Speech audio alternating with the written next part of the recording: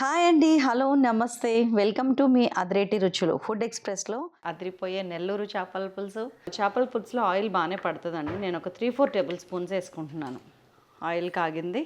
ఇదిగోండి, ఆవాలు, మెంతులు, జీలకర్ర అన్నీ హాఫ్ హాఫ్ టీ స్పూను పోపు, కరివేపాకు వేసేసిన. ఉల్లిపాయ కొంచెం పెద్ద ముక్కలే కట్ చేసుకోండి. కుండ చూసారా, నూనె కారుతుంది, ఎక్కడో పగిలింది. సో మనం ఇమ్మీడియట్గా మనం చేంజ్ చేయాలి, లేకపోతే ఇట్లాంటప్పుడు ప్రమాదాలు జరిగే ప్రమాదం ఉంది.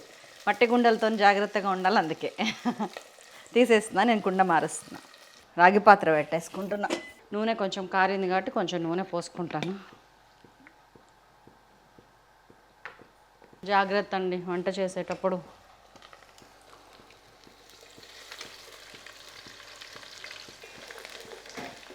కొంచెం వేగాలి ఉల్లిపాయ, జస్ట్ ఒక్క నిమిషం పాటు. టమాటాలు, పసుపు ఒక 3/4 టీ స్పూన్, ఉప్పు 2 టీ స్పూన్స్ వేసేస్తున్నా.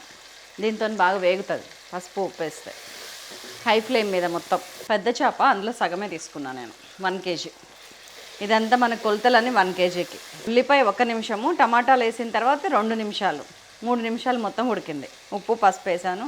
ఇప్పుడు కారం వేసేస్తున్నాను. 3 టీ స్పూన్స్ కారం. ఇంకా పడుతుంది కారం నా దృష్టిలో. ఇంకా అన్నీ వరుసపెట్టి వేసుకోండి. ఇది చింత చిగురు నలిచి లైట్గా వేయించి దంచింది. బెండకాయలు వేసేస్తున్నాను. వంకాయలు, పచ్చిమిరపకాయలు గంటలు పెట్టి ఉంచుకున్నా, ఒక 7-8. సిమ్ చేద్దాం ఇప్పుడు. అది మగ్గే విధానాన్ని బట్టి మనం సిమ్ చేసుకోవాలి. కెటిల్లో హాట్ వాటర్ పోసుకున్నాను. మనకి పులుసు ఎంత కావాలి అంత. 200 ml పోసా. ఇప్పుడు చేపల్లోంచి కూడా నీళ్ళు వస్తాయండి, మరీ లూజ్గా చేయకండి. మామిడికాయ ముక్కలు అయితే మనకి ఎగురు ముక్కలు వేస్తే అంత దగ్గర అవ్వదు, కానీ ఇప్పుడు మనం తురుమేస్తున్నాం కాబట్టి దగ్గరకు అయిపోతుంది.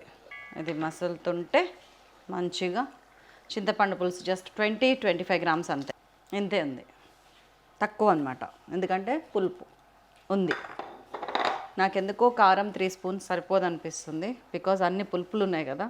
ఉప్పు కారం బాగానే పడుతుంది. ఇంకొక స్పూన్ కారం వేసేస్తున్నాను. ఉప్పు తర్వాత కలుపుకుంటాను. ఇంకొక హాఫ్ స్పూన్. ముందు 2 వేసాను నిండుగా, ఇప్పుడు ఇంకొకటి. ఇట్లా మీకు అసలు ముక్క చెదరదండి. ఇవన్నీ వేసిన తర్వాత ముక్కలు ప్లేస్ చేస్తే చేప ముక్క చెదరదు, టేస్ట్ అదిరిపోతుంది. కొంచెం మామిడి తురుము ఇట్లా పైన చల్లేస్తున్నాను. మామిడికాయ ముక్కలు వేసుకోండి మీ దగ్గర ఉంటే. నా దగ్గర తురుము ఉంది, జస్ట్ ఒక హాఫ్ కాయ చాలు, ఎక్కువైనా టేస్ట్ ఉండదు. అంతే. పైన కదిపాను, మూత పెట్టేస్తున్నాను. కొంచెం తగ్గించాను. కొత్తిమీర లైట్గా చల్లేసాను. వంకాయ బెండకాయ 2 అయిపోయి ఉంటాయి, కట్టేస్తున్నాను. అయిపోయింది. ఉప్పు కారం అన్నీ సరిపోయినాయి. ఇంకా దీన్ని వేసుకొని తినుడే. చాలా చాలా బాగుందండి, వెరైటీగా ఉంది.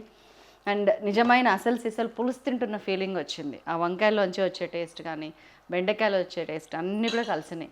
ఇందులో మీకు ఇష్టపడితే కనుక వెన్నపూస ఉంటే కొంచెం వేసుకోవచ్చు లాస్ట్లో, చాలా బాగుంటుంది.